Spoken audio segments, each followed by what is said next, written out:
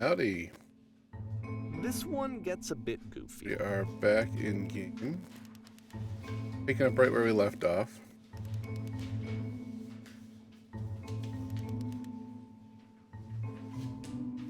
Hope you're having a great afternoon.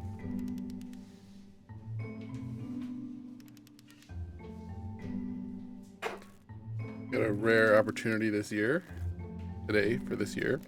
Home alone. Wife and son went grocery shopping, so just stream by myself today. Picking up where we left off on the beginner's guide.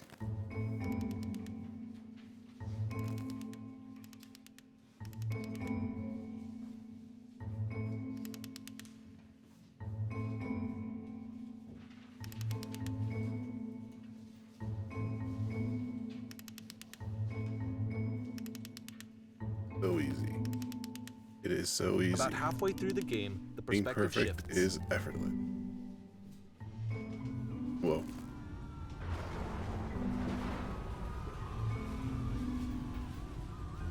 Which person? And you play as the teacher. And suddenly, you discover that your teacher is just as bigoted and afraid as you are. Oh, and also you can move around the classroom now.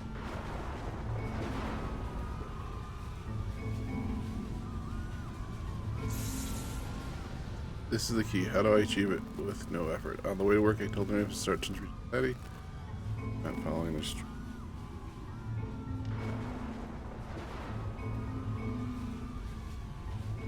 Well, let me tell you right now, if it isn't effortless, then it's not the right answer. Love you, just that you make me feel cold on the inside. Being alone must be awful.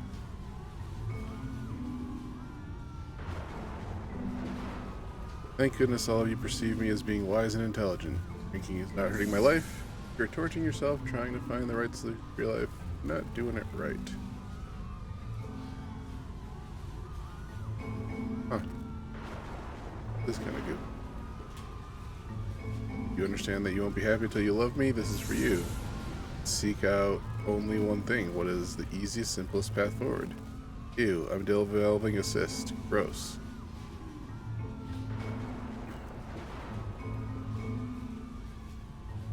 Ha ha ha ha, just kidding. Anyone want to do some ecstasy after this? There's no truth, there's no path. What if I'm not a good teacher? What is easiest? Do what is simple. Feel what is true. Holy shit, you guys, something's coming out of the back of the room. Look out. Nothing. No one. Coming for you, it's going to destroy you. Everyone run. Run! I fell pretty hard for this one. I feel like it's one of the most relatable experiences that you can have. To assume that some other person is perfect and totally fulfilled in every way, and completely miss all of the little flaws that make them painfully human. I think about this game a lot these days.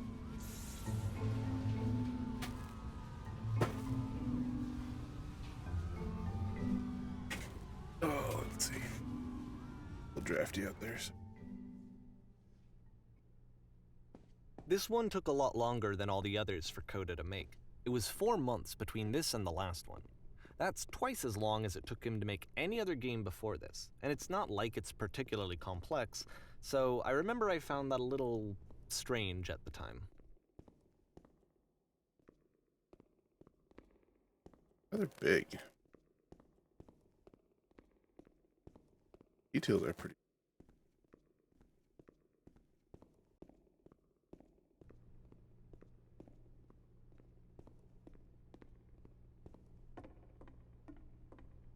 Spotlight. There it is.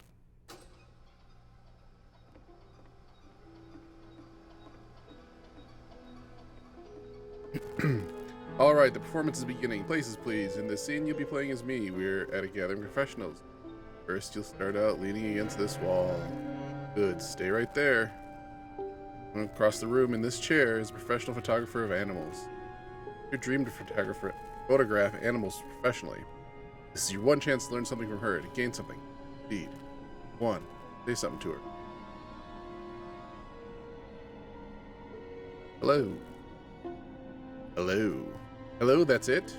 That's not a conversation. No, it's the start of a conversation. Do I need to actually converse with her, be a human being again?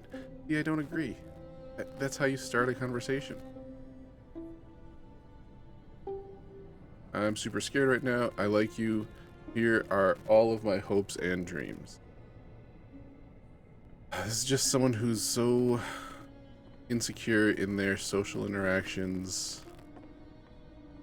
They don't understand that, like, it's okay to just start a conversation with someone.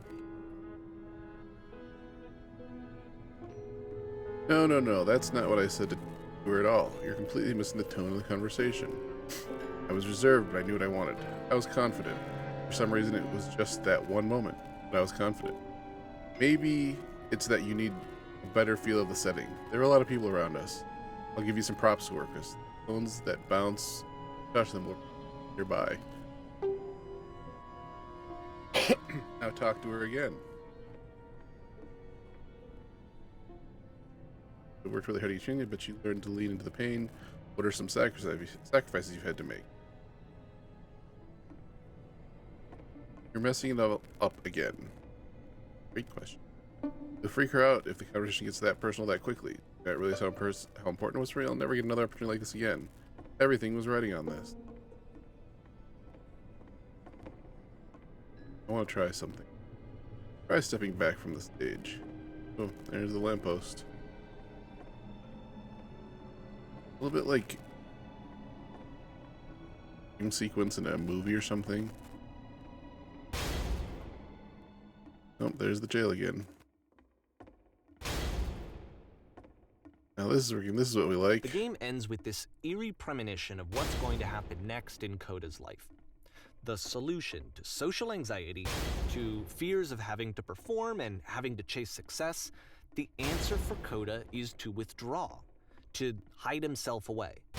Which is what leads to scenarios like the stairs that slowed you down several games ago, where it just becomes harder and harder to access Coda's inner landscape because he keeps retreating. He just keeps backing away from possible connections to anyone other than himself. And to be honest, I didn't consider it very helpful when I first played this game. You know, it looked to me like he was trying to justify the idea of just disconnecting yourself from the world. And that wasn't what I wanted for him or for his games. Because I feel like a lot of his games are inviting me to connect with this person, to bring him closer. But what can you do? After this, Coda went off and took another 5 months to make a new game. I don't perceive it that way at all. I perceive that as someone just expressing an idea. I don't necessarily as a means of connection for him. That's not how that feels to me.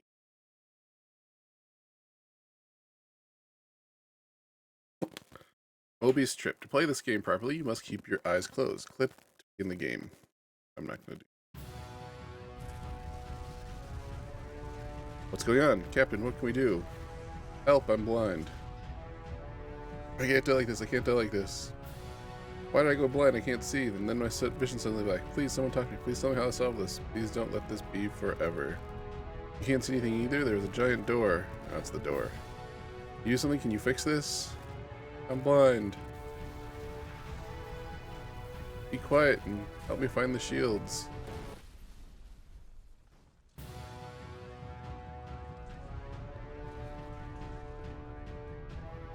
You should probably open your eyes if you haven't already. It's pretty much impossible to solve otherwise. And there is a solution, by the way.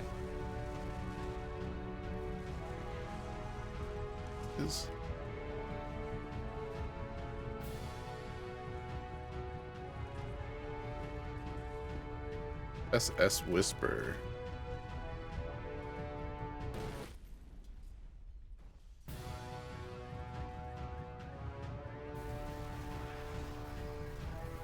Man. There's a switch on the door. Oh, it's up there.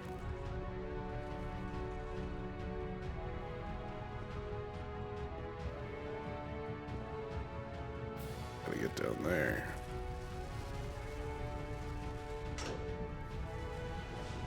The lamppost. The truth.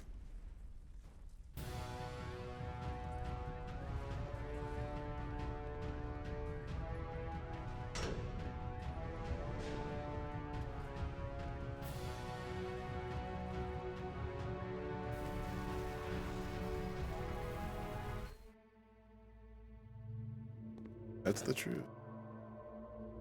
Can't keep making these.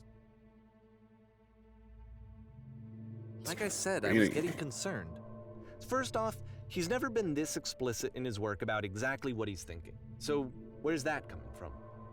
But then even weirder, his work has potentially stopped being an outlet for him. Not like he's having trouble iterating on ideas, but he literally just can't think of new ideas anymore. And in person, he was being a lot more distant than usual. Like, you know how sometimes a person will just deflect anything that you say in order to keep themselves disconnected all the time? It was that kind of thing. Here was the point in my relationship with Coda where I really started to wonder if he needed my help in some way. His games are going to get more desperate from here on out. After this game, it's almost 6 months before he finishes something new. Over a year from 2 games ago. Less than 3 games in a year.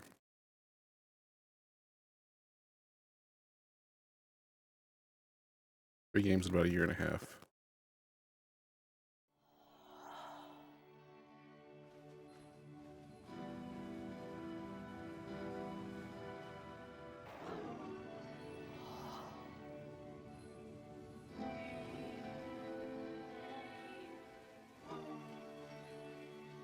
Been a long time since I talked to anyone. What's wrong? You look lost. I try to create, I feel empty.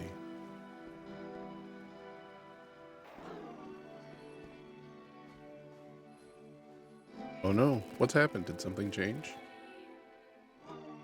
There was a machine that kept me going and it stopped. I'm trying to find this engine that used to protect me. Started again.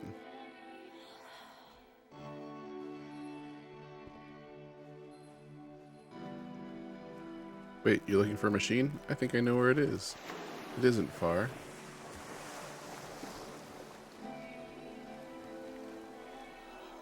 See it, why it stopped. If the last game featured Coda talking explicitly about his creative frustrations, this one turns it up to 11. Now, put yourself in my shoes playing this. Here's a friend whose work is exhibiting signs of struggle, frustration, anxiety, depression, even. Even? And yet still, he keeps making games. He keeps throwing himself into the grinder even when he clearly doesn't have the energy for it anymore. Why? What is it for? Because from my perspective at the time and just what I knew of him, this was a result of how isolated he was. He was in his own little bubble, just sitting at his computer all day, this isn't not a really result of showing these isolation. games to anyone, not releasing them onto the internet, and so he didn't have anyone outside of himself to connect with. He had no outlet to ground himself on.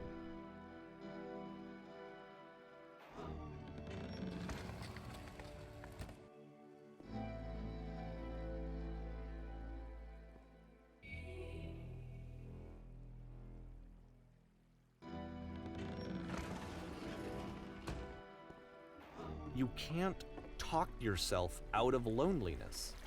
It doesn't work that way. You can't be the one writing both the questions and the answers. Then there's no movement. Then there's no circulation. If all of your anxieties are being channeled into your work, then if the work ever fails, you have no backup and you're just going to crash. That's called burnout. There's no machine here. Trust me, you'll see. You have to say your work's fun and easy. You have to say that game development is simple and joyous and that you love it 100% of the time. Alright, making games is effortless. But it wasn't true. Don't worry about it, just keep talking. Saying that creation is... When I make games, I feel completely energized. Constantly excited and enthusiastic about my work. Easy, it never stops being.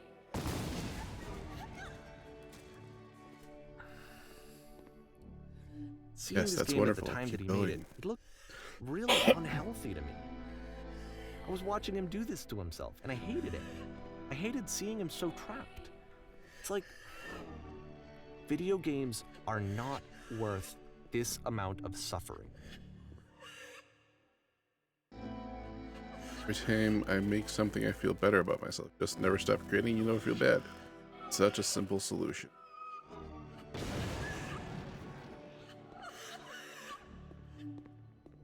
This is someone I Perfect. really That feels cared about. fantastic. And I used to get so much joy out of seeing him create. For him to suddenly become angry and frustrated like this, it was the worst thing for me.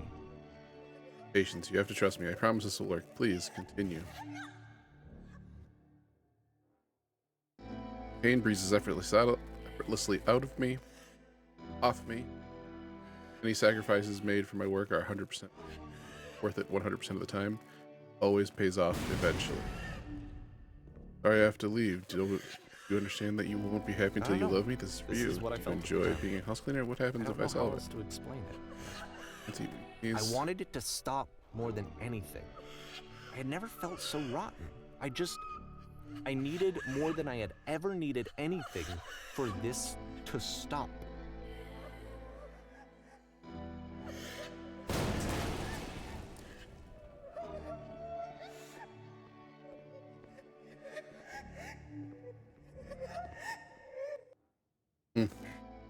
But it didn't stop. After finishing this one, Coda takes another 7 months and comes up with a new game.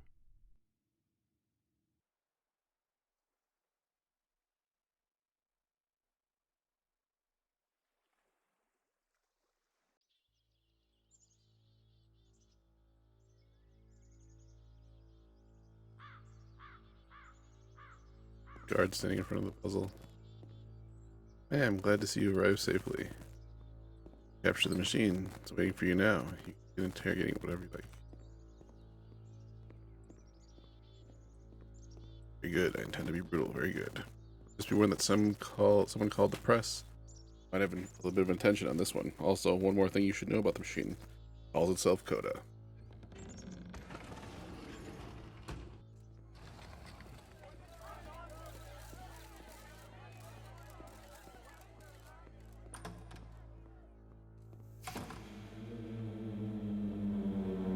And of course, it's the machine.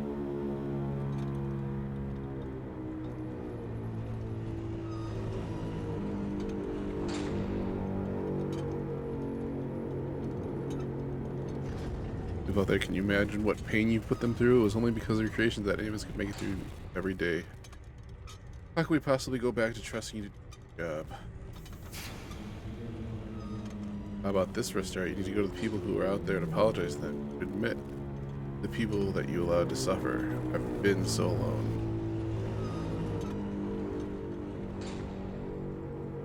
Apologize for leaving me.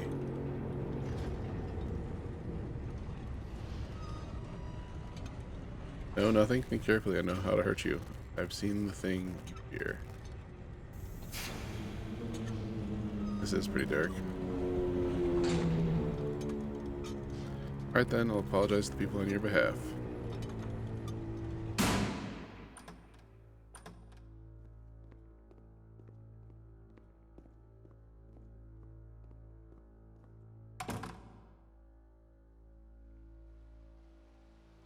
Followers are my friends. Falls on me to deliver bad news. I have a troubling revelation.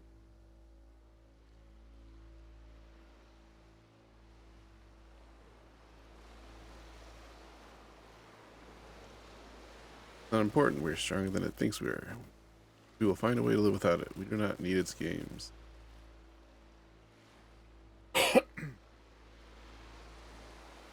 Let's pay it retribution.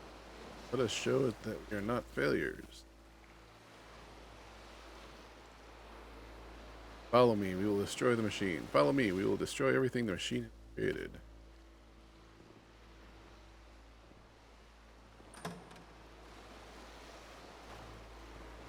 Back to the stage.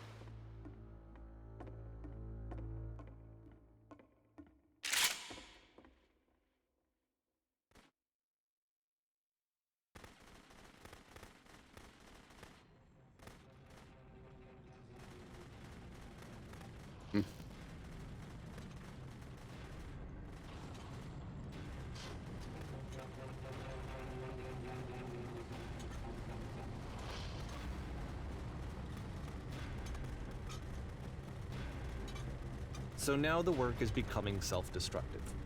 And I'll tell you, at the time that I first played this game, shortly after he made it, here's what I'm thinking to myself.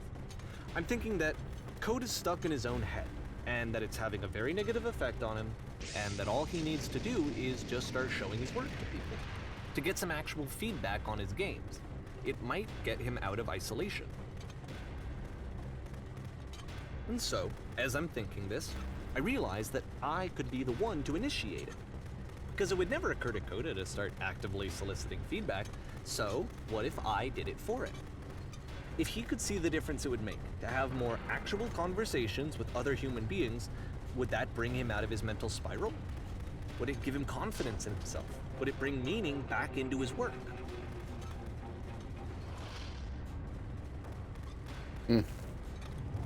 All the old models. So I started showing Coda's work to people. I took this one, and the islands which you just played, the theater, the notes, the house cleaning game, and some of the prison escape games. I brought them to people that I knew and trusted. I asked their opinions. And the great part is that they really loved his games. You know, the point of it all was just to give him some external reference point, but they genuinely loved his work. There was nothing for him to be afraid of. Bad move, man.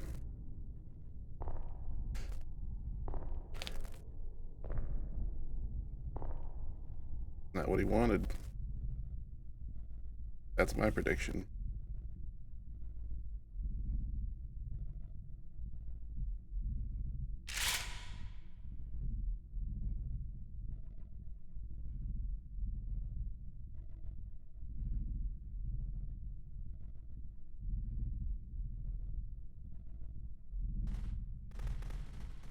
Can you see why I felt like this was the right thing to do? Because it's the thing that I always feel like I need, to be told that my work is good, that I am good. When someone really connects with a thing that I've made, when they see themselves purely in my work, there's nothing that feels better. And I got to give that very same feeling to my friend.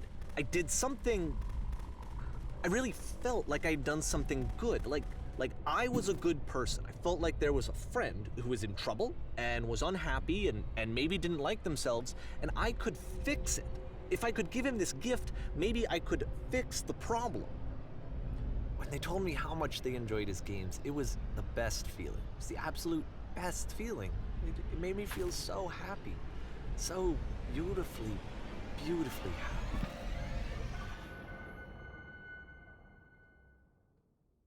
About you, man. So anyway, Coda finishes this game, and then really he just kind of takes off for a while. So this is June of 2011, and I didn't hear anything from him for several weeks, I guess. And so out of nowhere, one day I get an email, and it's got a private link to a new game of Coda's. This one is called The Tower, and to my knowledge, it's the last game that Coda ever made. So let's take a look.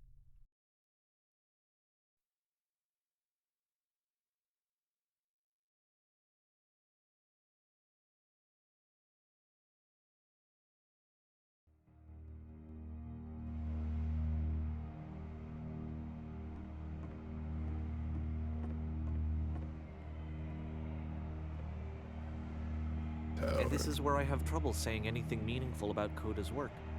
Because more than anything else, the tower just feels distant. It feels like it's trying to distance itself from the world. It's a very cold game.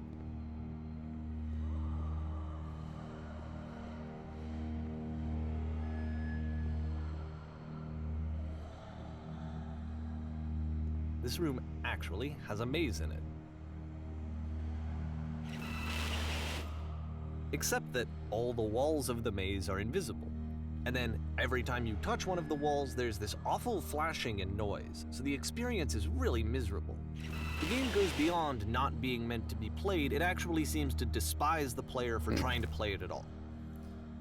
But I do want to show you the rest of the levels, so when you're ready to continue, press enter and I'll put a bridge over the maze.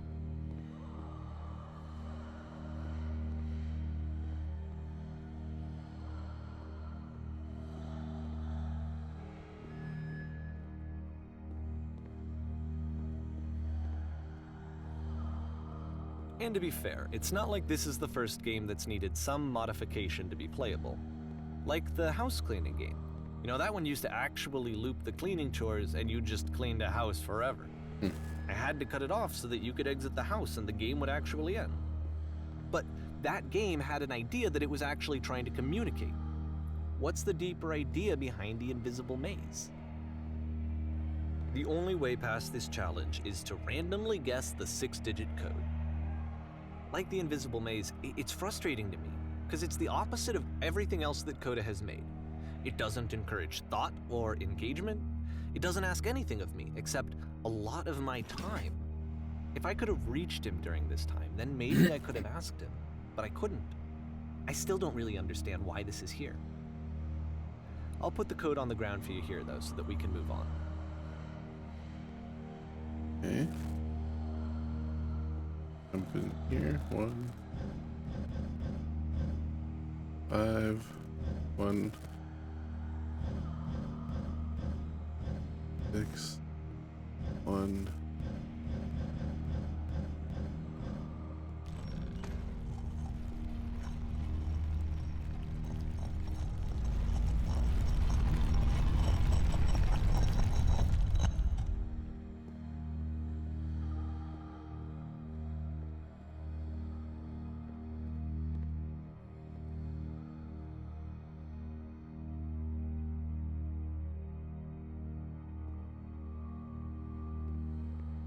The switch to open this door is actually on the other side of the door, meaning that it's literally impossible to solve from this side.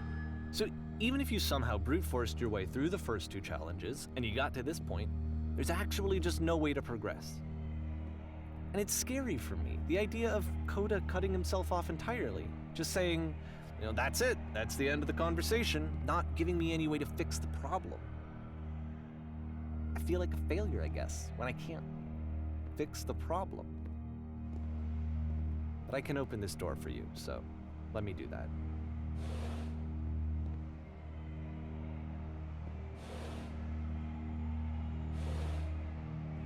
Was I a failure for not understanding this game? I mean, I don't know why I would be. It's not like everything needs to have a solution, but I feel it somehow. I feel like I failed, and I don't understand why. I remember, it's June of 2011, I'm playing this for the very first time, and as I'm playing, I'm thinking to myself, I don't know this person. I have no idea who this person is. It wasn't the guy I knew, it wasn't my friend. I had come to so many conclusions from looking at all of his work up to this point, and then suddenly none of them... I had been trying to, though, that was the thing. For years, I was trying to get to know him, to understand who he actually was and what he stood for. I asked him so many times to please just tell me what his games mean to him. I asked him please to tell me what the 3 dots mean. And he wouldn't.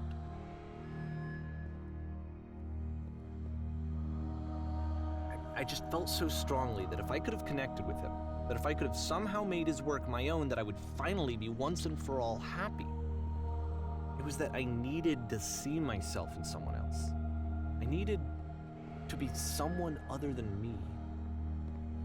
But he stopped and left, and it felt somehow like I had failed.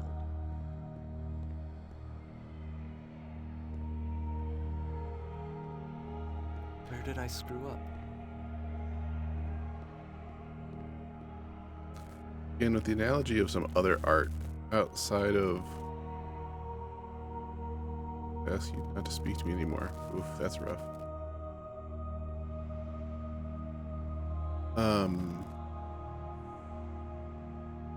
There's other art. Sculptor, painter, whatever. Trying to interpret them through the art. I don't know. I'm the reason that you stopped making games, aren't I? It's because of what I did. I poisoned it for you. I don't think I ever told you this, but when I took your work and I was showing it to people, it actually felt... it felt as though I were responsible for something important and valuable. And the people who played them they treated me like I was important. They really listened and cared about what I had to say. Even though I was showing your work, I felt good about myself. Finally. For a moment, while I had that, I liked myself. And then you stopped, and I didn't have anything left to show people. I just had to be with myself. And as soon as that happened, there was no feeling at all. Nothing. Less than nothing. What does that mean?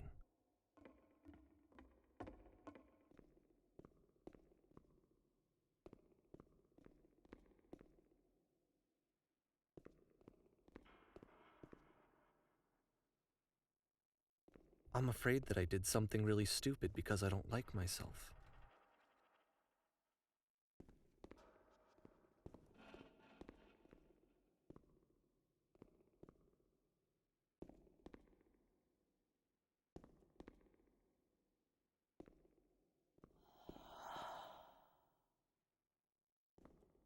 That's why I'm releasing this collection of your work. Is because I haven't been able to find any other way to reach you. I've tried everything.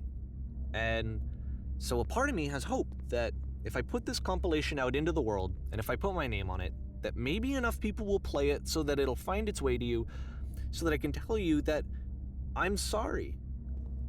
I know I screwed up. If I apologize to you truly and deeply, will you start making games again? Please. I need to feel okay with myself again, and I always felt okay as long as I had your work to see myself in. I mean, is something wrong with me? Because I know that I did an awful thing, and I'm doing it again right now. Like, I'm showing people your work, but I can't stop myself from doing it. That's how badly I need to feel something again, like I'm an addict. There has to be something wrong with me. Can I apologize? What if I tell you I was wrong? Will that work? Will that fix it? I don't know. I don't think it will, but there's nothing else that I can do. Just tell me what you want. I'm sorry. I'm sorry. Please, start making games again. Please help me. Please give me some of whatever it is that makes you complete. I want whatever that wholeness is that you just summoned out of nothing and you put into your work. You were complete in some way that I never was. And I want to know I want to know how to be a good person. I want to know how not to hate myself. Please. I'm fading, and all I want is to know that I'm going to be okay. That motion wasn't me, that was the game pulling me towards the second door. It's very interesting. Very interesting choice.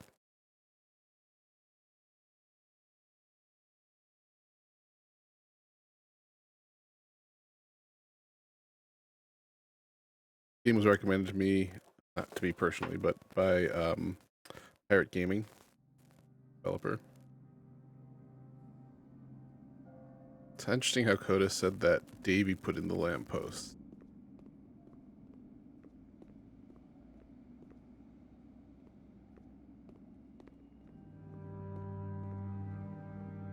I don't know if everyone caught that. It's very interesting.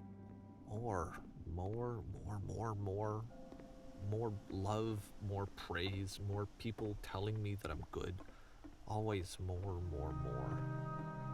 It's like a disease.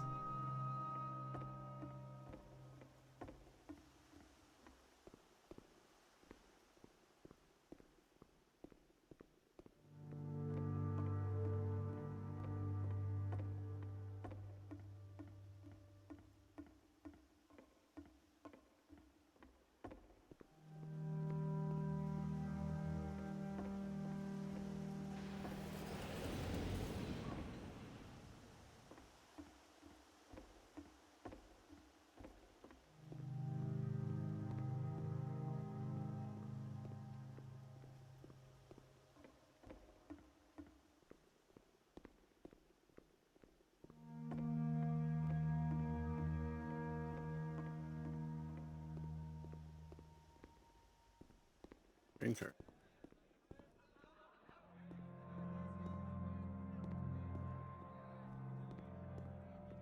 Solution.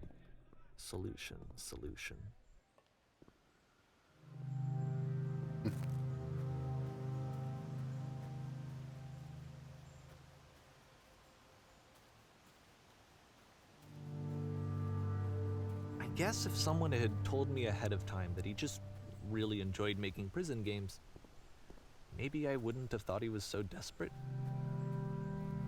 I wouldn't have told so many people that he was depressed. Maybe he just likes making prisons.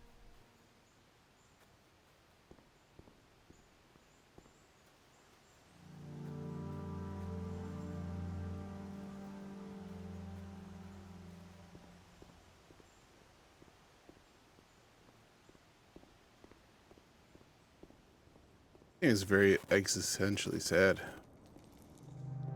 Sorry for the heaviness today. Even now, the disease is telling me to stop. Don't show people what a shitty person you are.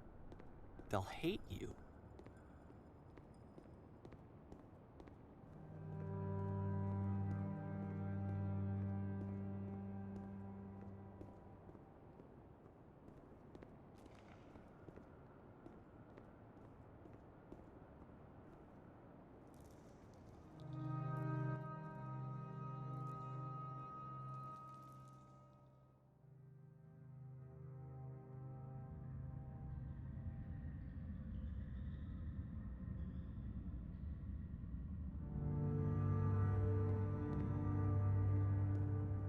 That was a pretty good transition there.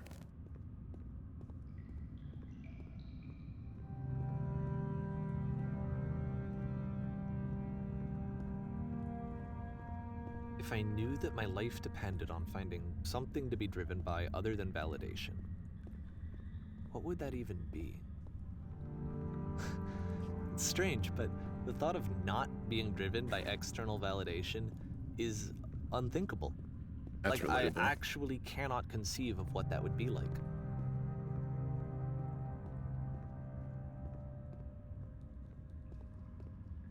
It's very, very relatable.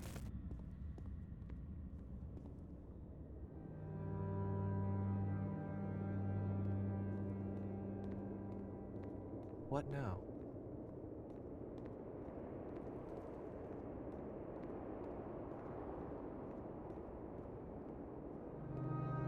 I think I need to go. And I'm sorry, because I know that I said that I would be here and I would walk you through this, but I'm starting to feel like I have a lot of work to do. I have a lot that I need to make up for, and so I'm just gonna... Okay.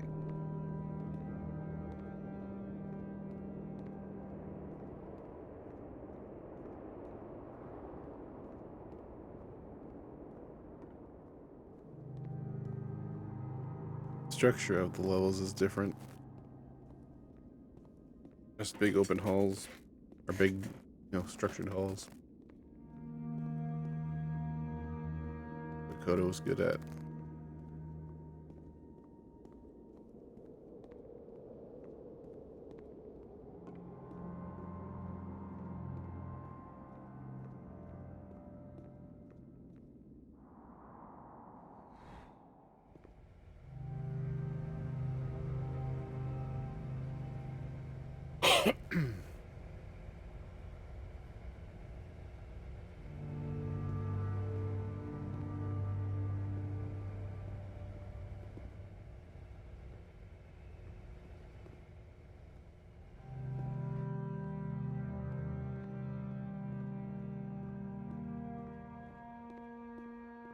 Back in the train depot.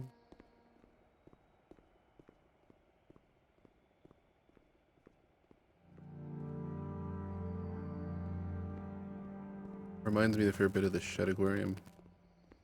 Logo.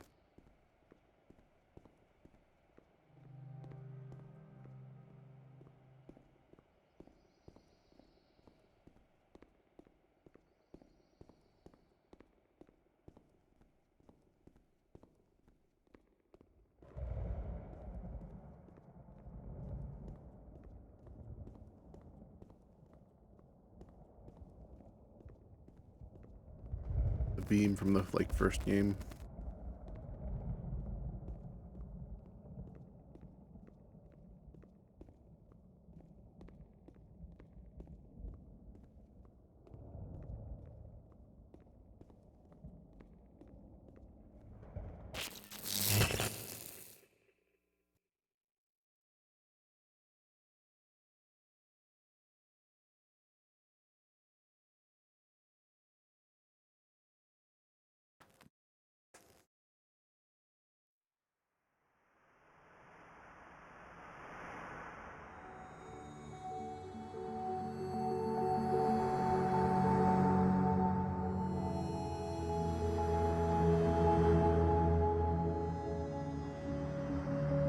Very existential.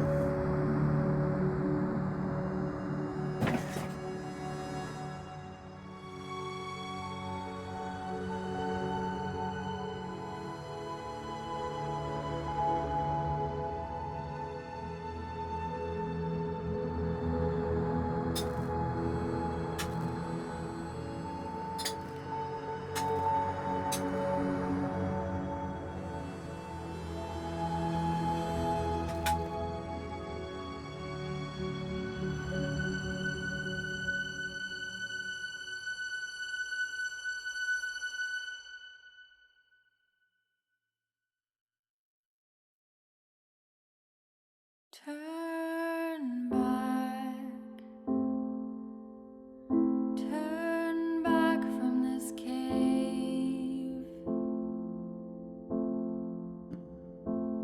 You said, let me prove that I'm brave. Let me keep going. But the cave goes for miles and miles and miles, and you're so tired,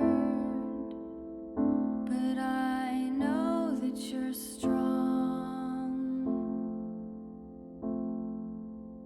so turn back,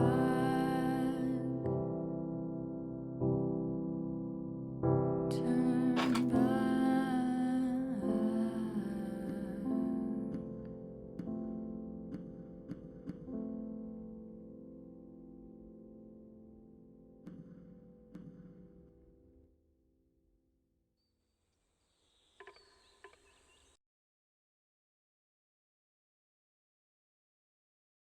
Well,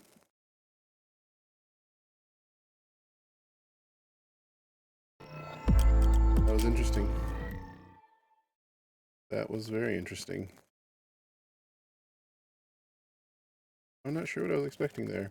But take a quick bio break and I'll be back and we'll have another hour. Play some Minecraft.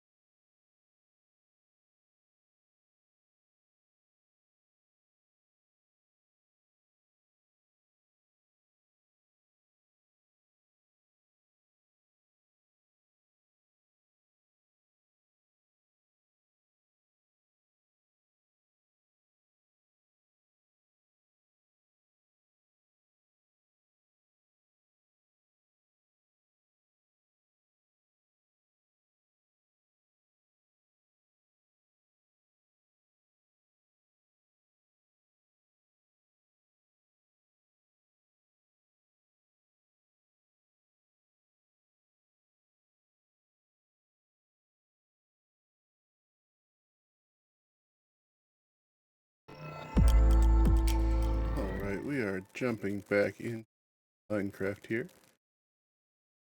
Get everything ready to go. Up. How's your afternoon?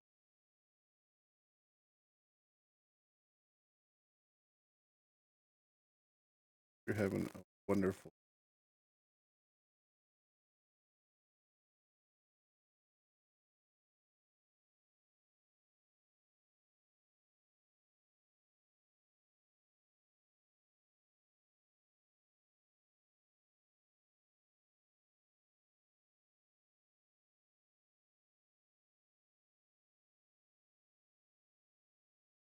Uh,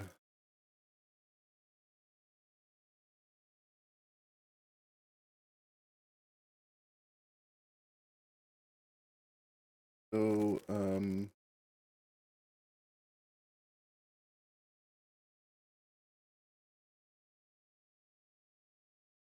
Owens is having a little trouble.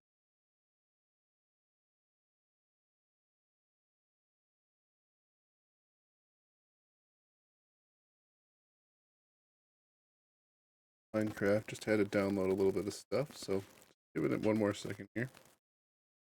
Halfway there. Whoa, whoa, living on a prayer.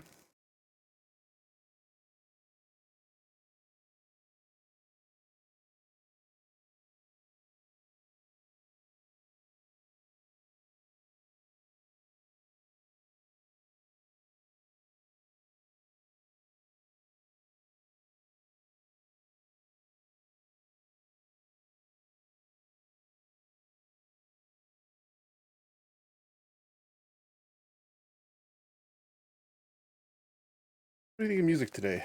I'm not sure. New playlist called Daily Twitch Stream Beats. Loving it. Really honest. I'm gonna switch it back up to the stream friendly bangers.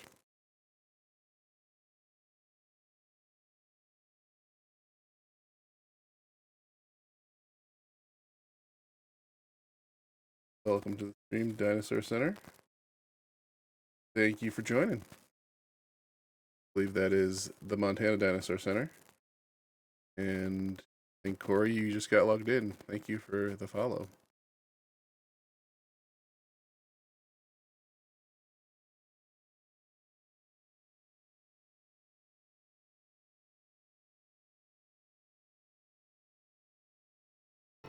Game.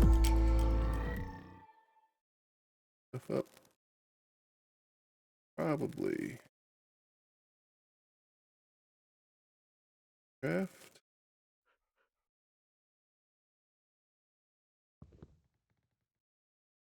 Oh. There we are. Hi, Lassie. Good to see you. All right. That pretty well cleaned up. We'll drop the wood back off. Drop the wood back off. Here. That in there. So I've gotten lucky.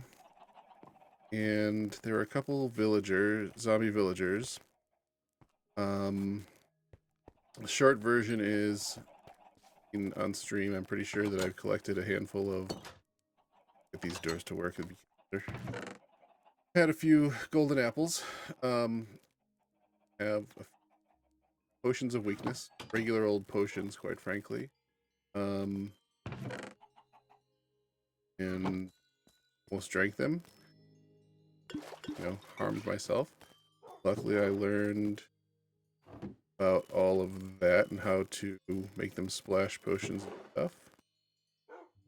Cool. But we got that working for transforming or healing or whatever. I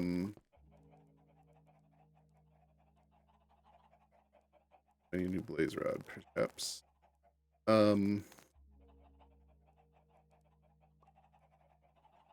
Healing the villager, Mortimer here was the first one. Decided to make him a cleric, and he was pretty easy to do, just getting him up and running. And then got Herkimer. He came in. I was going up. One of the trades that Mortimer can do is zombie flesh. 26 zombie flesh. So I was going up to go hunt zombies. Sweet deals on here, including Bottle O Enchanting. Awesome. Yeah. Freeman deals on here. But as I was doing that, down came Herkimer. Herkimer's got some pretty good deals too. Carrots and hay turn into emeralds. And I can effectively turn emeralds and hay into hay and carrots into that one. Into experience points, which I can then turn around and turn into fixing my stuff. So pretty sweet, using mending from Corey's Villager librarian book filler. It's a pretty good deal. It worked out quite nicely, actually.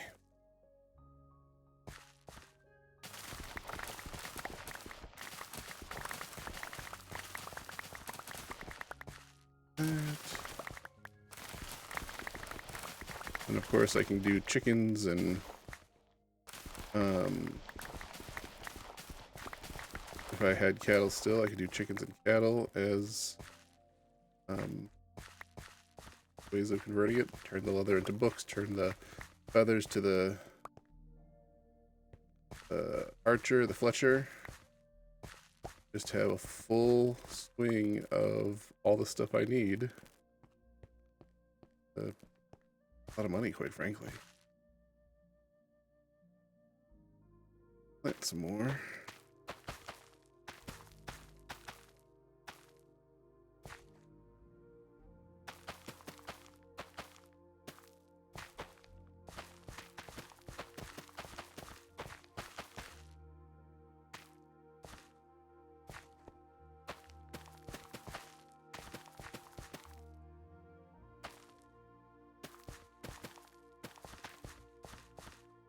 Going on this farm here and get this up and running again. Get a few more chickens. Still mad at them for the great squishing that happened a little while ago. Not happy about that. But still feed them.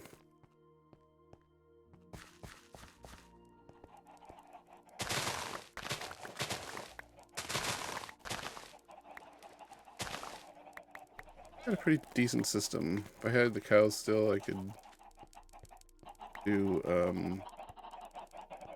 books much easier. I can go over to Corey's and grab those. It's not really worth the hassle, quite frankly.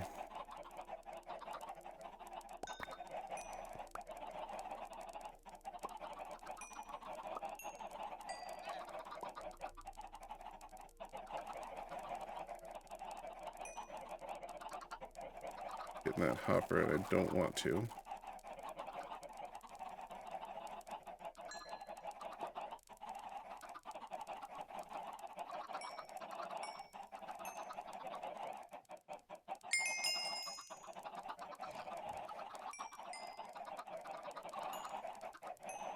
I will say that changing the villagers from zombie villagers back to regular villagers takes an exceptionally long amount of time.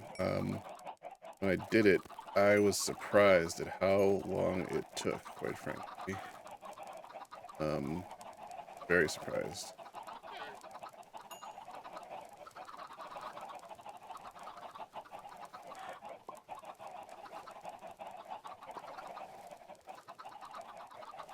Everything there. Grab all this. Those down there and throw them away.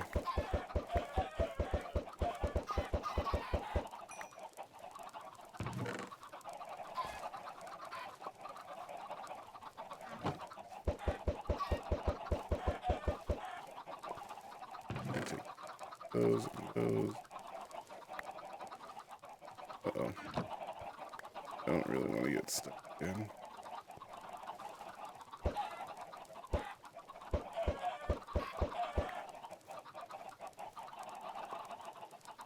Just want to get into my thing. How many eggs?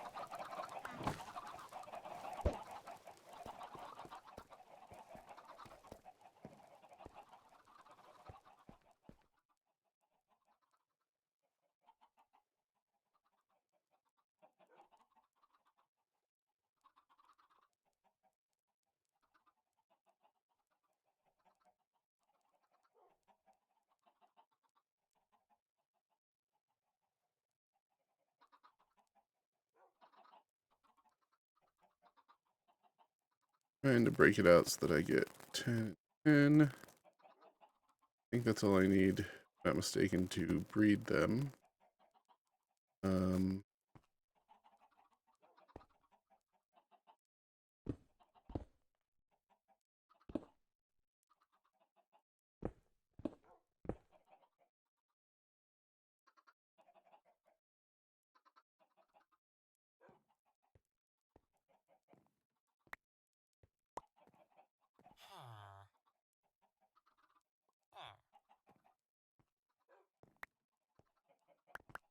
Enough for y'all?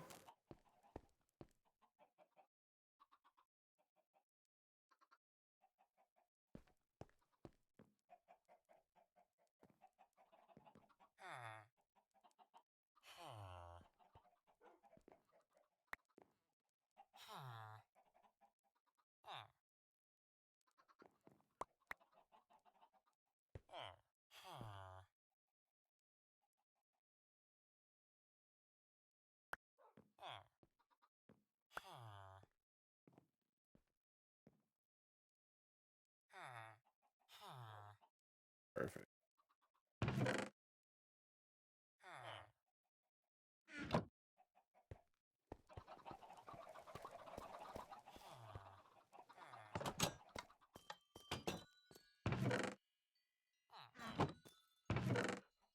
That's not where.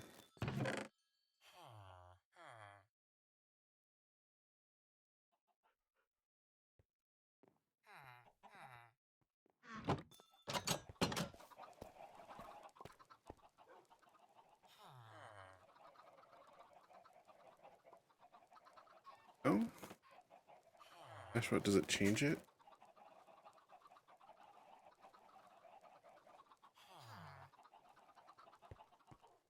A baby.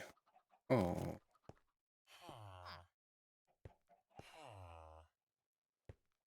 Now, what do we want you to be? Awkward splash potion. Okay, so that did work. Sweet.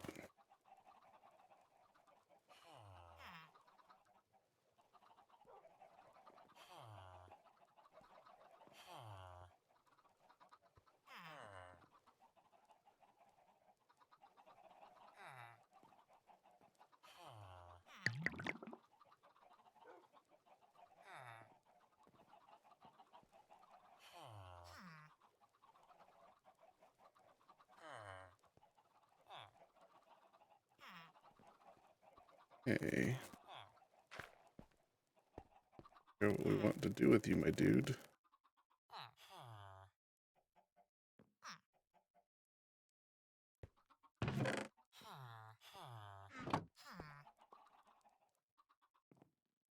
There. Those from me.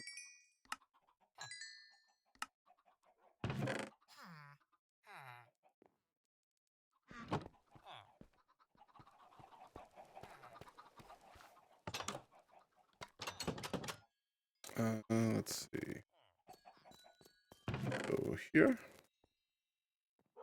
Normally it could. This could come full up. Probably those into splash potions or something.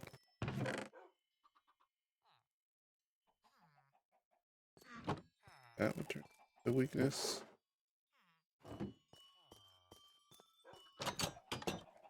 Love gunpowder, so I can do that too still.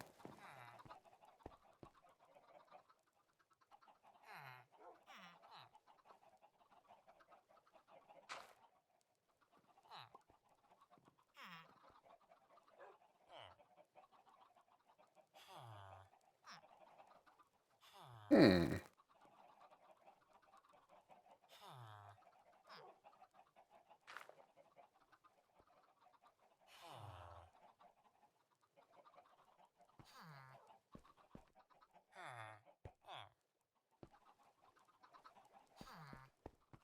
Where are we at? It's midday. Let's go run over to Corey's.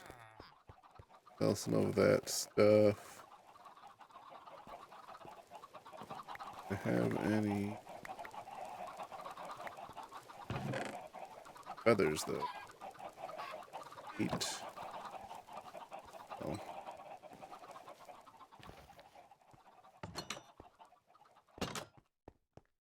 Off we go.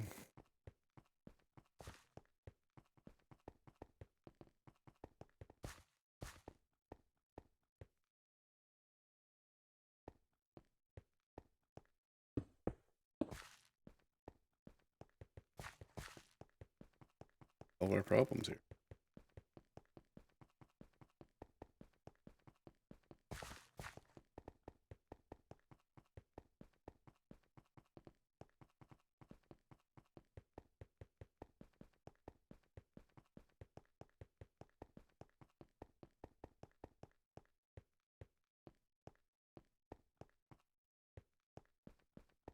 One of the things Sandra, my wife, keeps telling me to talk about on stream is kind of my ADHD organization. I wouldn't call it skills. I like to refer to them as, and they were absolutely legs. Over to Corey's area. My ADHD scaffolding. And I'd love to do that. It's particularly helpful for my relatives who are younger and have ADHD. Might help them out. Love that.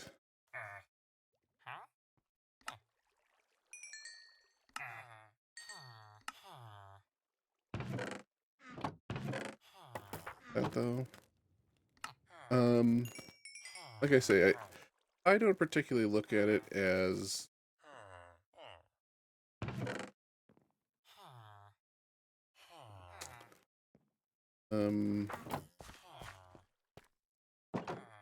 like infrastructure. I look at it as scaffolding. It holds me up. It's never internal, or very rarely internal. The intrinsic stuff, you know, this might be getting a little pop psych controversial or whatever.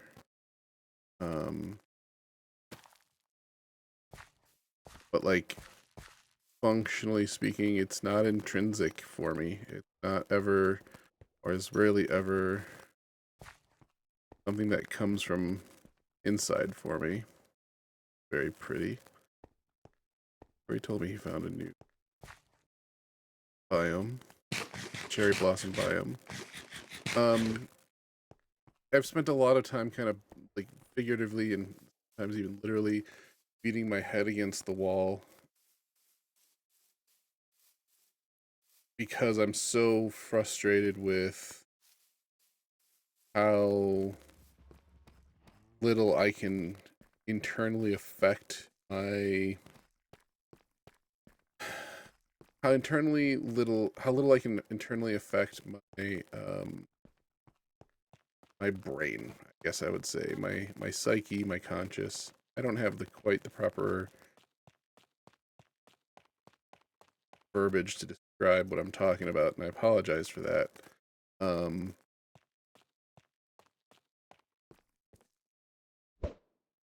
Fundamentally, I have an inability to kind of control my inner mind. I've since learned, you know, as an adult who takes care of his own mental health and talks to a therapist, it's got a lot to do with like impulse control. That's what a lot of that is. You can tell yourself to do as much as you want, but you can't control your impulse or force yourself to do something, you know, it doesn't matter. So all that to say that when I talk about this stuff, it's not intrinsic brain stuff that I've created. It is external scaffolding, prop myself up. Really how I look at it. I hope that makes sense to folks. Makes sense to me anyway. Let's see. I'm really kind of my journey started. Maybe chronological discussion is best to talk about this. My journey started by finding. Well, it really started with in school. Went to Catholic school for the first 5 years, and then public school for the remainder of my schooling through high school.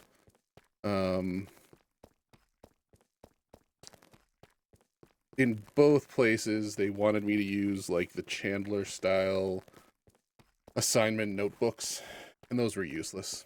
Those were, for me, those were, I'm sure they work for somebody, but they were pretty useless for me.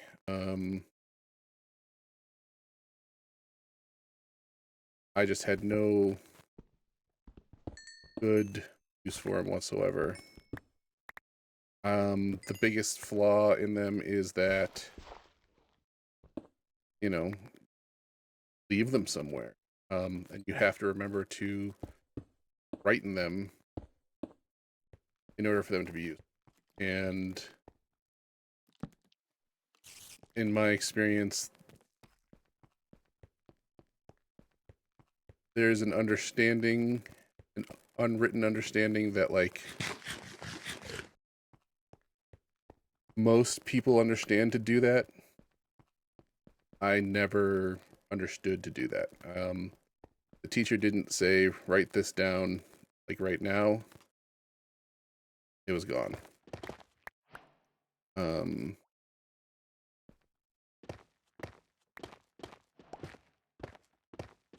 Corey had some of this over in his base. I've never seen it before, so I'm very intrigued by it.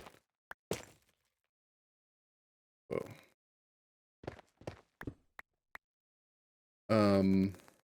So yeah, like it just was never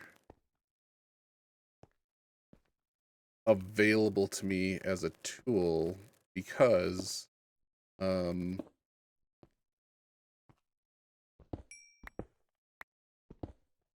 it was never explicitly, like, I was taught to use it. I could tell you how to use it. A lot of tools in my life. But like, without the demonstration repeatedly and making it a habit, there's no chance that I'm going to remember to do that as a 7-year-old, 8-year-old, 9-year-old, 10, 14. You know, then you get into high school where it's assumed that everyone knows how to do this. There's no chance that I know what the hell I'm doing by that point.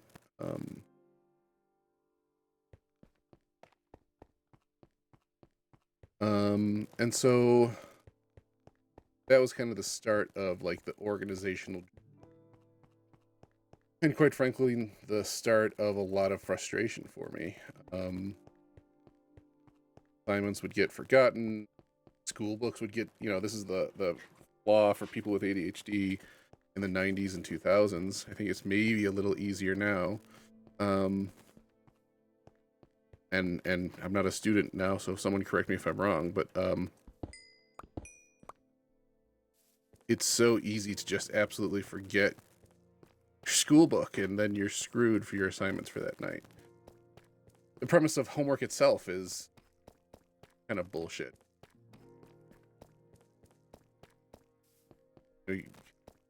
not the point of this discussion, but like it plays into the fact that like homework is intrinsically hard for people with ADHD. It's difficult to remember in an academic setting.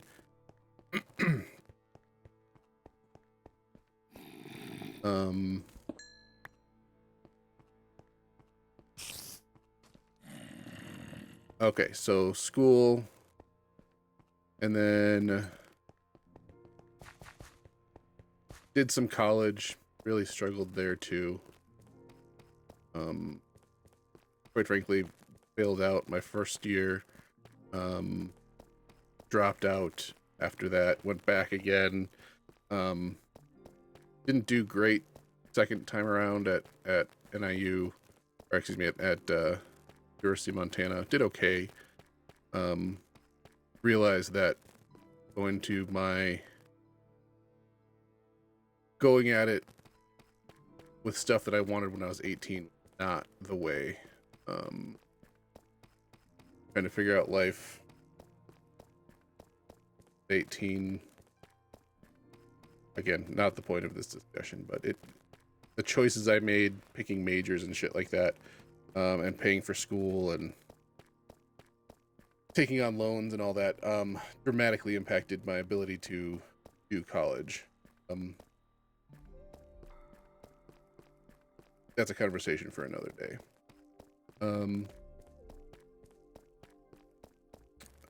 After I met Sandra, we both kind of started talking about organization, and it's a topic we were both interested in. And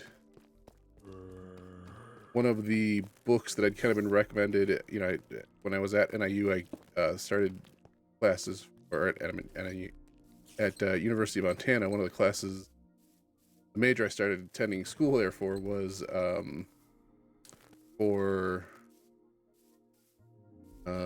business classes. Got very interested in business classes in general.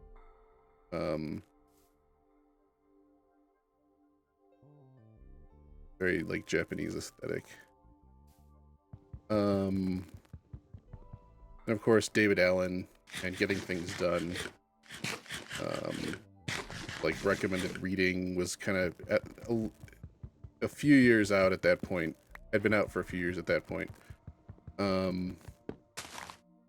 But we both read it, both very, very intrigued by just the concept of the process as a means of organization, as a means of like, oh, that's bullshit. A means of like living life, like organizing your data and getting all that stuff kind of, again, for lack of better terms, done.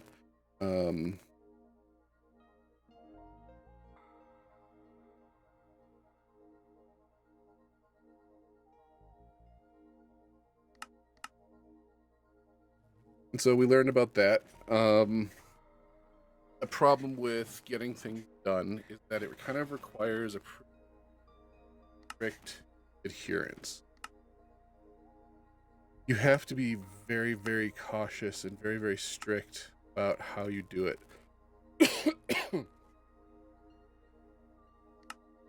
And not strict and consistent. And that, again, for someone with ADHD, that's tough. It's the same kind. It goes back to the same discussions about Chandler and the Chandler notebook method of like assignments and reading and taking a syllabus and breaking it all down. Like it's great in practice for some people. For someone with impulse control issues and attention deficit disorder, hyperactivity disorder, ADHD, just it's a mess. It's an absolute mess.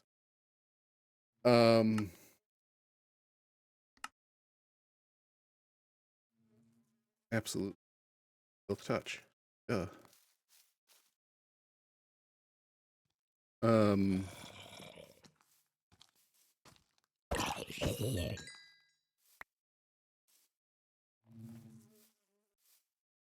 The big takeaway from it for me was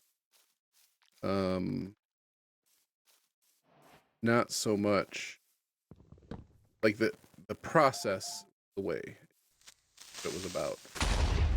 That was the big victory discussion of getting things done. So that was awesome.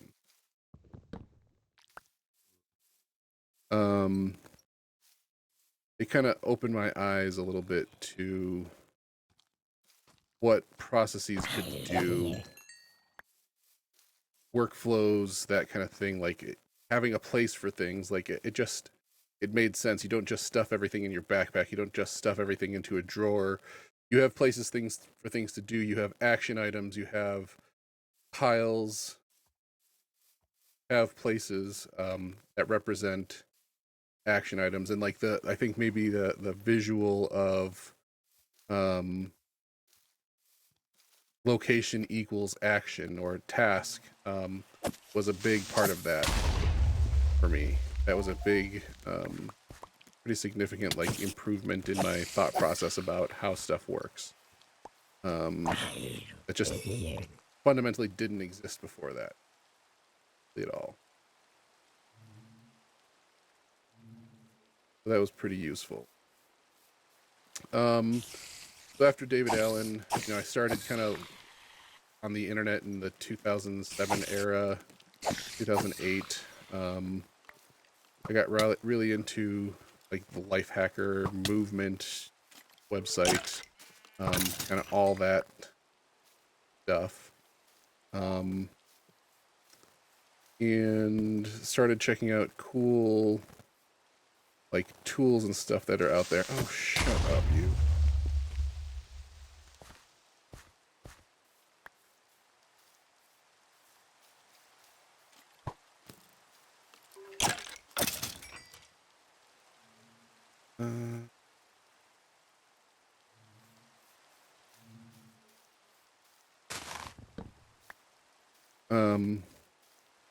It started like showing me tools that were beyond getting things done. Like it was getting things done digital and like how you apply it in the context of like a digital sense, right? Like that different. And it sure helped. I started downloading different like add-ons for Google Chrome. I started using Google Chrome.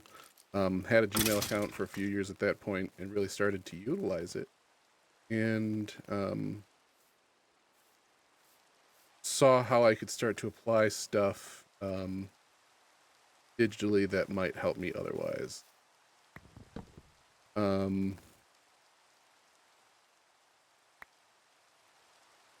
how I could like organize my life in certain ways that just make me think about things less, would make me make it easier for me to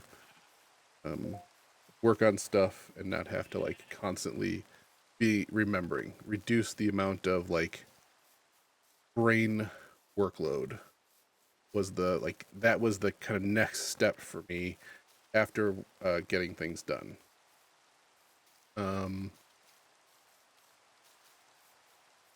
Yeah. I don't have like a specific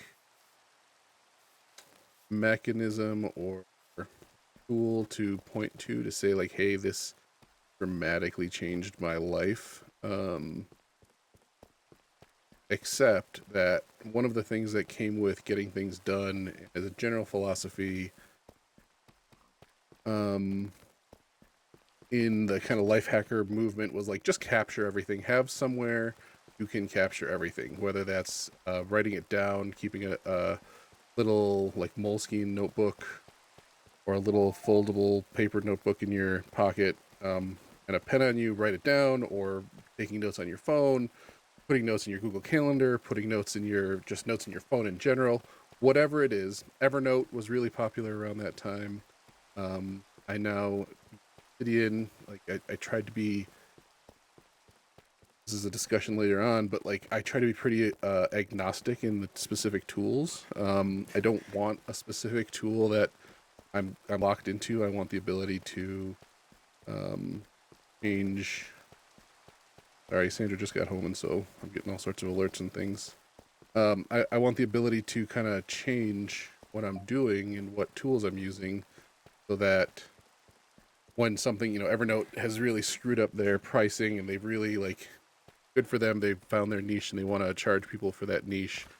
But, like, for the rest of us, we just want to be able to use the damn tool without getting screwed over on how many devices we can use and how much data we can use or whatever. But the ultimate point is just capture stuff all the time. That's really what it comes.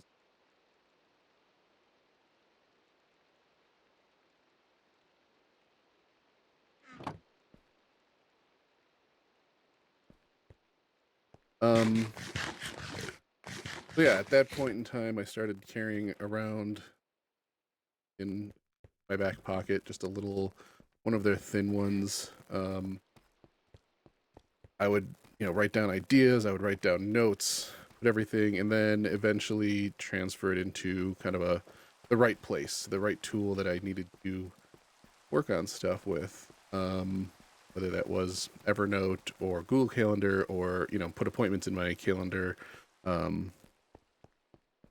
homework assignments while I was still in school, or emails that they need to respond to or reply or send or whatever it was. Like, it came from that one ubiquitous source and went everywhere else. That's something that I've held true to today. The fact of the matter is my quote unquote ubiquitous source is a little bit more ubiquitous in my life now. I have made my devices pretty, they're all interchangeable. It's a whole web of like interchangeable stuff so that, like, if I lose a device, whether stolen or broken or it gets outdated, or I upgrade, or I decide to remove it from my system, whatever. The data still exists, whether it's in the cloud form or whatever. I mean, my own personal cloud, however I have it set up. I've got it so that, like, that data is there. I used Dropbox for a long time. Again, trying to be as tool agnostic as possible. Nowadays, I use OneDrive because I get a terabyte free. I was paying, I don't know, 150, 170, 180 bucks a year to Dropbox for about the same data. Pay that much for Microsoft Office anyway. OneDrive, Dropbox are, in my mind, interchangeable. There's no workflow benefit for me to use one over the other, except that OneDrive's already integrated into my stuff. And so I capture stuff on my phone, on my iPad, on my computer, on paper. I take a picture of it, and, like, it all goes into kind of the same pool of stuff that lets me work on stuff. When I make a reminder for myself, it's all synced. I've got some stuff set up so that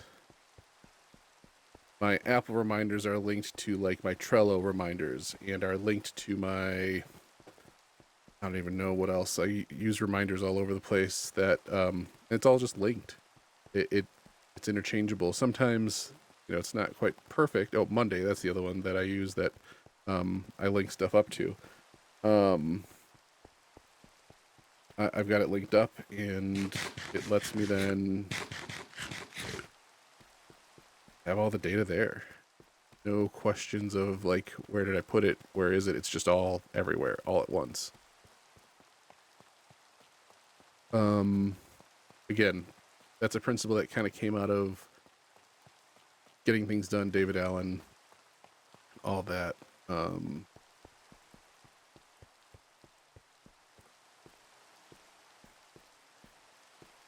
What else? Google Calendar. It lately has been, I've started using it a little different lately. So I put everything, all events, anywhere I need to be, any work I need to, like, specifically get done or work on, I block out for myself.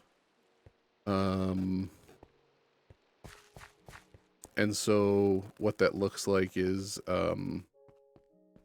like for streaming, for example, I've dedicated to Stream-uary, and I've blocked out all the times that I want to spend 2 hours streaming Monday through Friday and 4 hours streaming on Saturday and Sunday, and that's hard blocked on my calendar now. I can adjust it if I need to, but I've set up Google's booking software, their booking app or settings or whatever. I was previously using youcanbook.me, great tool, but Google's now developed their own similar product that directly integrates and kind of directly tied in. So I've switched over. It doesn't cost me anything.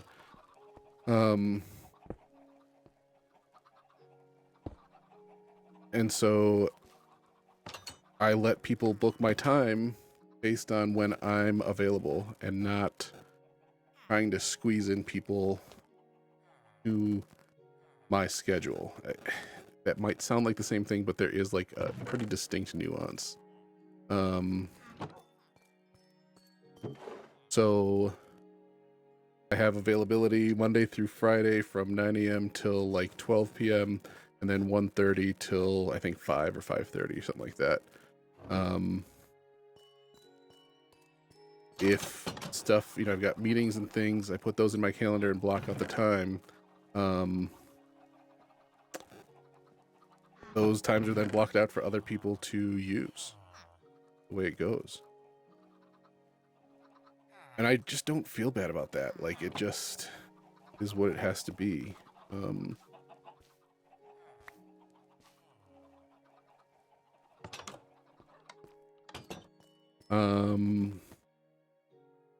That's helped with scheduling a lot. So when I have tasks, I also use an app called, I'm gonna not remember here. Let me look at my calendar because it'll give me the name pretty quickly. Reclaim.ai. It goes into your calendar, links up to your Google Calendar or Office 365 for that matter. Blocks out time after meetings. Gives you travel time, like automatically builds in travel time, automatically builds in like debrief time after meetings. Huge help. Huge help. Makes such a difference to me to be able to like just have that break. Sometimes means that people can't book me for times immediately after a meeting, and like that's okay for me. I don't care. Maybe I should care a little more, but like it just means that I'm able to accomplish a whole hell of a lot more. Trying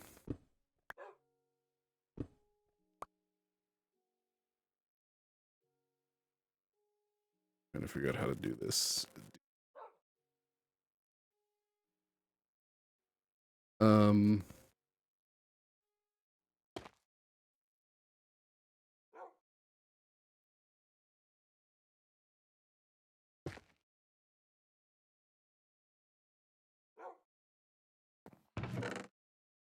Bucket.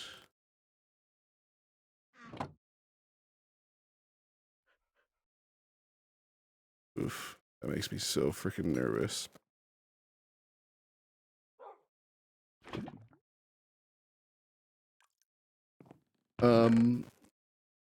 Yeah, so I block out all sorts of time on my calendar.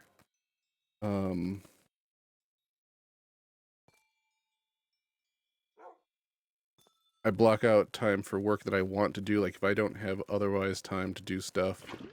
I don't know if I did that or not.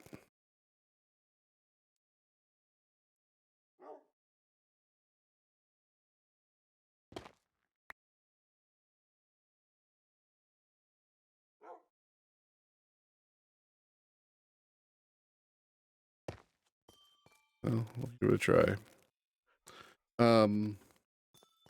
The other big thing that I do, and if someone has questions on Google Calendar that I didn't answer or didn't finish the thought, I apologize, but feel free to message me or leave a message in chat or something. Happy to answer questions. The other big thing at some point during the Lifehacker era, I set up a ton of filters in my Gmail. I'm also pretty religious about removing superfluous emails from my email lists. I just don't want them if I'm not reading them, and I get rid of them pretty quickly. Don't let them hang around. That's been pretty significant for me. Sorry, I'm thinking about this as I'm talking, so I apologize for all the pauses in my speech. Let's see what else.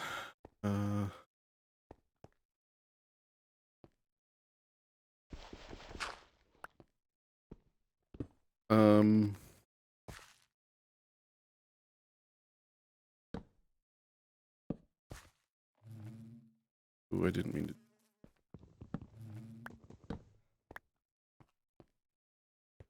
This escape.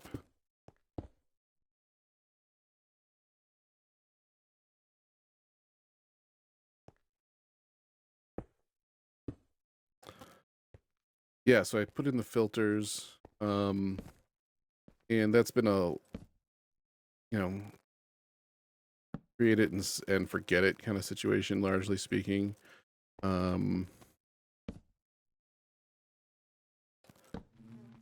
There's occasionally times where it's better for me to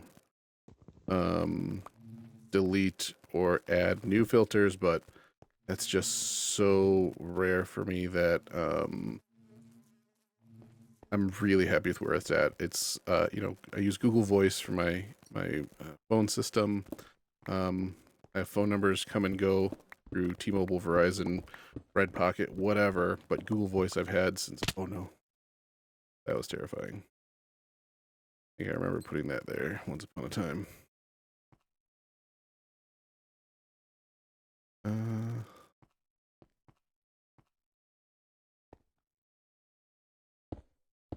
So I use Google Voice, and it emails me all my text messages, my missed calls, my voicemails, all that. And I have filters to kind of clean that out and keep it in its own folder. I keep it all. I have backups of everything, records of everything in addition to Google Voice. So if Google Voice eventually goes away, like Google tends to kill stuff, I've got it. Again, pretty ubiquitous.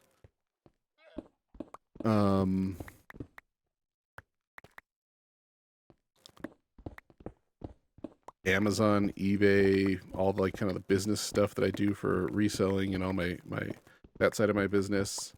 They have their own filters. I've got stuff set up for like buying, for selling. It just, I don't let it hit my inbox. It just puts it directly into the filter, or the filter runs it automatically to just put it into the tag or the folder, however you want to call it, automatically.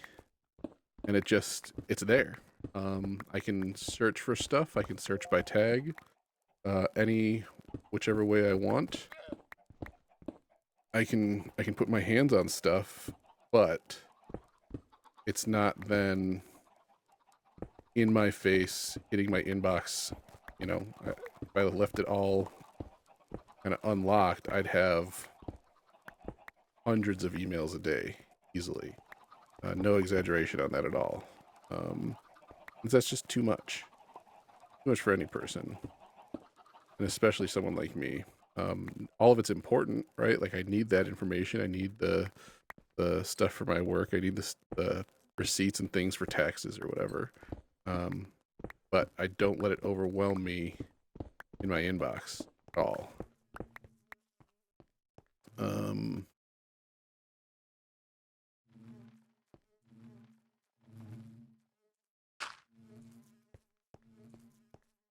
Dark over here.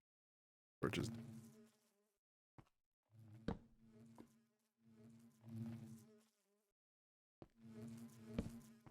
what else could I talk about?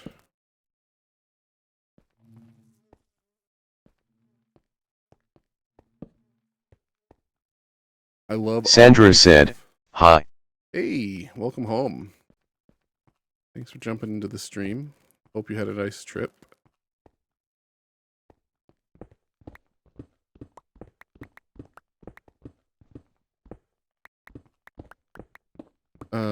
I use Zapier a lot to automate stuff. So currently with the stream, using StreamerBot for quite a bit of stuff on here right now, but also using Zapier to help me with some social media related stuff, and Discord. It helps me just cross post stuff and makes it super easy. Well, StreamerBot's taking some of the Discord stuff, which is nice. Oof. Oh, hey. Andrew, you were the one who wanted me to kind of talk about some of this stuff. Any suggestions on what I can cover? Or how much you heard or not? But I'm certainly open to suggestions here. It's a pretty broad topic, so it's kind of hard to narrow down, like, what to even talk about, to be honest.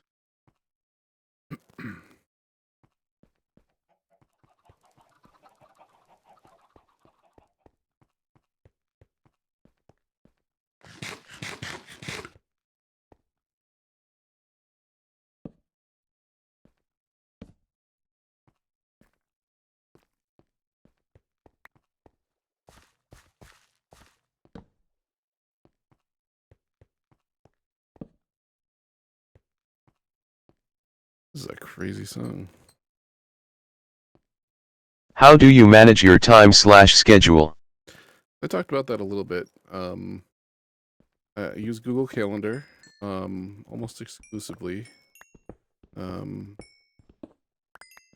That plus, maybe something worth talking about, and it's something I recommend for anytime anyone talks about ADHD stuff.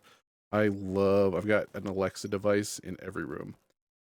Talk about the privacy stuff, whatever, at another stream. But I absolutely love my Alexa setup. It helps me manage reminders. Aside from the schedule itself, it really helps me out a lot. Automation of our house is amazing. Yeah, so it's the automation side of stuff, but it's also the to me it's more the like reminders from like a scheduling standpoint. Like every Tuesday at 9:30, our garbage goes out at 11 o'clock on Tuesdays. Every Tuesday at 9:30, I get a reminder, hey, it's time to take the garbage out. Gets a little annoying sometimes, and it goes even when we're not home. I can eventually fix that someday, but it's so freaking convenient to have those reminders for myself. It's past me setting future me up for success, so I don't have to freaking remember it, and kind of keep that stuff in my brain. I can remember as a kid, Monday nights were garbage night because garbage went out Tuesday morning, and it was always just such a big fight, because we'd have like CCD, Catholic school, Monday nights, and then we'd have to also remember that it would be winter and it'd be miserable and it'd be cold and it would be, after dinner and all this stuff. And it was just always a miserable thing, and I think it's part of the reason it's kind of hard for me nowadays to deal with it, is because it was just such a hassle for me back then. But setting up the automations has really taken a lot of that sting out of it, because it was me saying to myself, like, hey, it's time to deal with this. It's time now for you to, you agreed to do this thing. This is your setup reminder that, hey, go and deal. And so I think that is just awesomely helpful. So yeah, the reminders are huge. Alarms and timers are, like, for cooking, are amazing. Huge amounts of help. I They make cute noises, those bees. Shopping list. Yeah, so it's both a shopping list and like just general like self reminders or self notes. The Alexa devices in particular I've got set up pretty well to, you know, keep track of our shopping list. Sandra and I both use it, check it regularly when we go shopping. And where are you guys going? And it helps so much keeping track of what we need as soon as we use something up. I mean, I can't think of a time where we haven't lately added to our list as soon as we finish creamer or sweetener, or, you know, or we notice it's low, so that the next time one of us is in town or goes shopping, we check the list. And we don't have to remember the list when we go to town. Yeah, there's no paper to remember. There's nothing to bring with. It's just there on your phone, integrated into the app. It's just automatically there. It just does not get any better than that. That's a huge time saver. Again, it's not about the premise of this whole thing, Sandra, that I was talking about in the beginning, is that I don't have, when I talk about this stuff, it's not internal. It's I wish I could remember the words I used. It's scaffolding for myself. It's not an internal thing. It's an external scaffolding holding myself up, holding me up. It's not an intrinsic like support system. It's external motivation. It is well, it's not even motivation. It's the it's external, like it's not motivation. Like that's the part of it for me that's important, that like I don't have motivation. I don't have the ability to motivate myself. It just makes sure that the things are there for me to do them as soon as I need them, in the place that I need them. That's really what it comes down to. I'll pull that copper.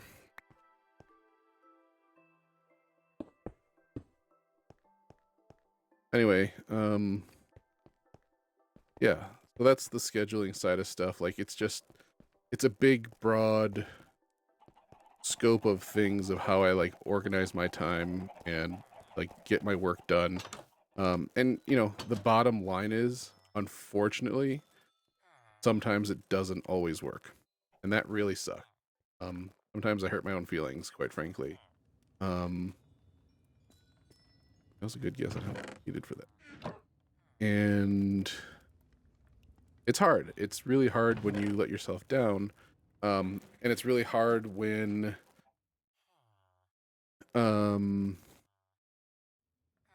your systems stop working for you. Like I've come to the realization for myself that my systems are not always going to work. It's just the way it is. I've come to grips with that.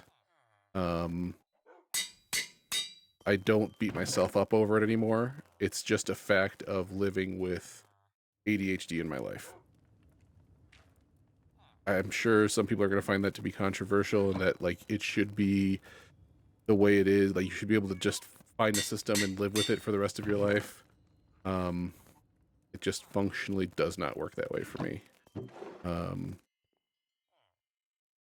It can't work that way for me, and won't ever work that way for me. I wish it did. It fundamentally does not. And I'm okay with that. People get frustrated with me about it, and like kind of tough shit for them. I wish it would work better the other way, but just doesn't.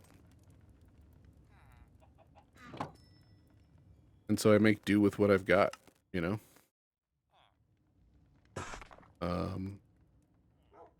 Sometimes that means stuff falls through the cracks. Sometimes it means stuff doesn't get done. But The fact of the matter is 99% of the time, stuff gets done and stuff gets done well. And I let go of the other 90% of the time, the 10% of the time that stuff doesn't work out the way I want it to. I have to. I could beat myself up all the time if I didn't.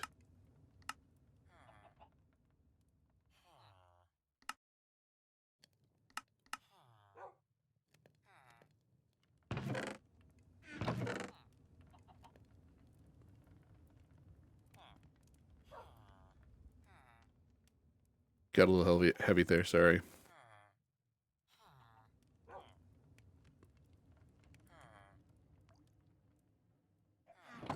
Dripping?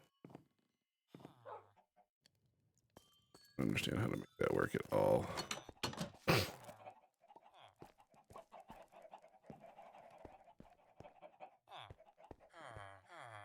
Hmm.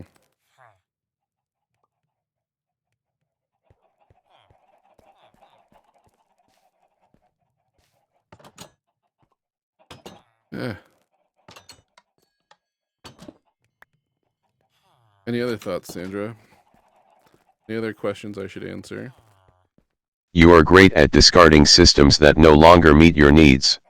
You know that, and that's exceptionally true. And I think exceptionally important. It's a important distinction. And moving on to new ones. Yeah, it's an important distinction to make. It's not just that like the system breaks or whatever. It no longer meets the needs. It no longer needs my needs, and sometimes the fact is like my life changes. If you know me,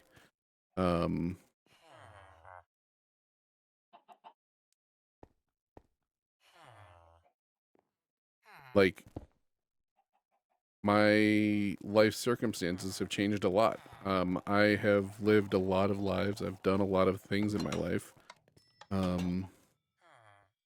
Had a lot of careers. I've done, just so much stuff. And so sometimes the systems kind of have to change to meet what my current needs are. And it can be hard for people to understand that that's what you need to do.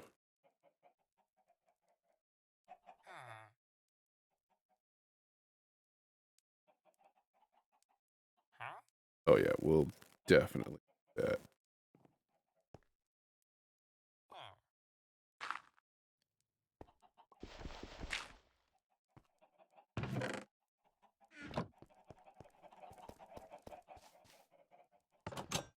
I think, again, it comes down to the fact that like you can either choose to be upset with yourself all the time about all of this stuff that you've set up and is kind of left behind, and I do too sometimes. You can be upset about those things, or you can acknowledge that like, hey, this one didn't work, or it worked for the time it did. You can kind of do the Marie Kondo philosophy, like it worked for what I needed it for. It doesn't work anymore. Thank you for helping me get through the time I needed. It's time for me to move on to the next thing. And that's okay. Like, it's perfectly fine. There's absolutely nothing wrong with that at all, in my opinion. And again, maybe it's controversial to some people, but like, we're wrong.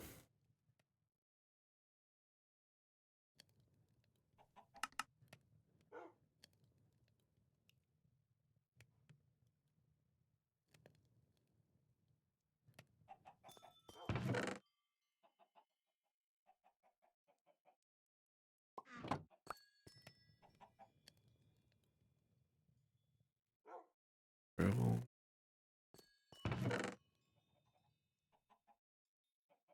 It can be very frustrating sometimes to constantly like switch up systems. I'm the first one to admit that.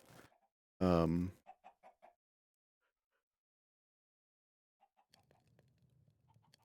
But I also kind of recognize that, like, you got to, in order to be, like, not continually successful, but, like, be able to continue to do things, to be able to continue to function, you got to be able to continue working.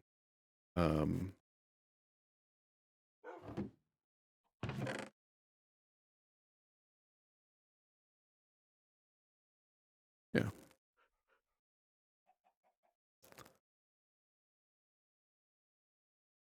Well, on that heavy-ass note, I think we're about to finish up our stream here. Appreciate you hanging out with me. Appreciate you spending time. On a lighter note, it's above freezing outside. Hey, all right. That's amazing. Of course, now we're going to get, 50 feet of snow. Because why wouldn't we? Why is it dripping water? I don't understand. Lava above it. 60 degrees warmer than yesterday. 60 degrees. Holy cow.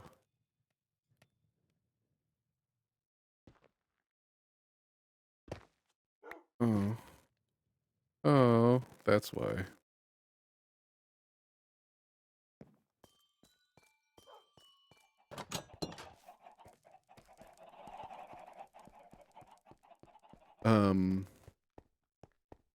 Listen, I appreciate y'all hanging out. If you catch this in the VOD and have questions, leave a comment on YouTube or Twitch. Drop in on my stream, twitch.tv/SnachoDog, SNACHODOG. I'm streaming every day in January. Check my schedule on my Twitch channel. I'd love to visit with you and see how I can help you with this. I don't get paid for any of it or anything like that. It's just something I'm relatively successful at, and I think I've got some good ideas on how to help people, so I'd love to help you.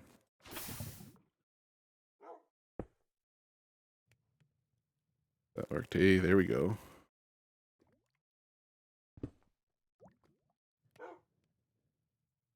That up here. Does that make a difference? Anyway, it's been a slice of heaven visiting with you. I hope you have a great afternoon, and we will see you in tomorrow's stream. Have a great day.